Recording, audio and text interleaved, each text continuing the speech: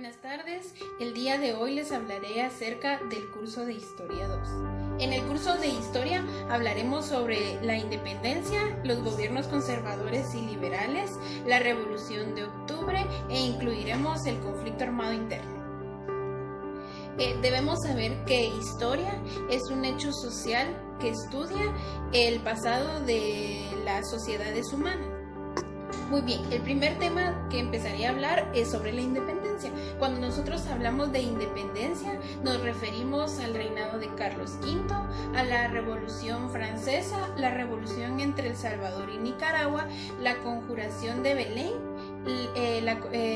las Cortes de Cádiz y principalmente el Acta de Independencia del 15 de septiembre de 1820. Una de las causas de la anexión a México era la quiebra financiera de la Capitanía de Guatemala.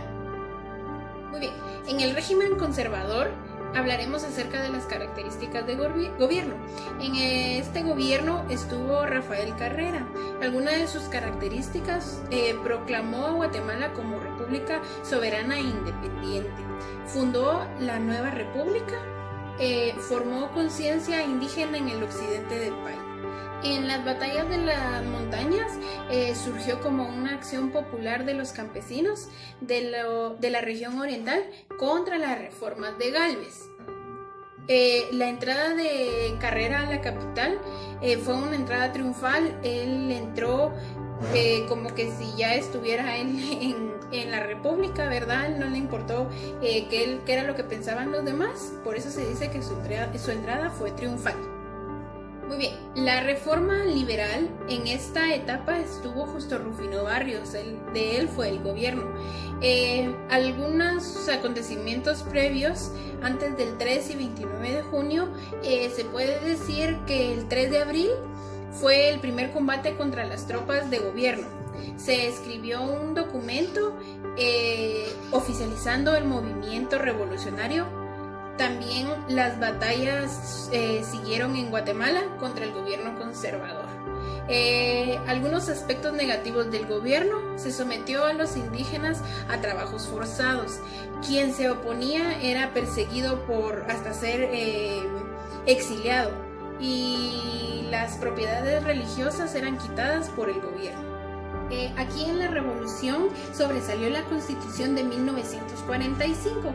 Era la ley fundamental de la República, aprobada el 15 de marzo y estuvo en vigencia hasta 1954. Algunos antecedentes de esta época fueron: las universitarias y maestros de la capital desafiaron a Ubico. Ese día murió María Chinchilla, y por lo que ahora se celebra el Día del Maestro en honor a ella. Fue la protesta más grande que hubo, ¿verdad?, en toda Guatemala. También hablaremos acerca del conflicto armado interno. El conflicto armado interno, también denominado como guerra en Guatemala, guerra civil en Guatemala o enfrentamiento armado en Guatemala. Fue la guerra civil interna ocurrida en Guatemala entre 1960 y 1996, que enfrentó el ejército de Guatemala con civiles subversivos organizados en una guerrilla. La guerra duró 36 años y dejó más de 250,000 personas muertas y desaparecidas.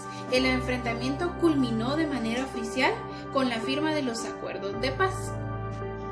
Algunas de las causas fue la desigualdad social, económica, la exclusión política y cultural, el reconocimiento de los derechos de amplios sectores sociales, sobre todo pueblos indígenas. También tuvo efectos, ¿verdad?, y los vivimos hasta la actualidad. Tenemos crisis humanitaria con miles de muertes, desplazamiento forzado, división social, aumento de la pobreza, que eso aún todavía lo vivimos, ¿verdad? Entonces, este ha sido los temas que pudimos nosotros lograr ver en Historia de Guatemala. Puedo decir que fue un curso muy bonito, que nos dejó mucho, ¿verdad? Que habían cosas que nosotros tal vez no sabíamos. Y agradezco enormemente al licenciado por tomarse el tiempo de poder explicar cada tema, ¿verdad?, y ampliar nuestros conocimientos conforme las tareas que tuvimos durante el mes de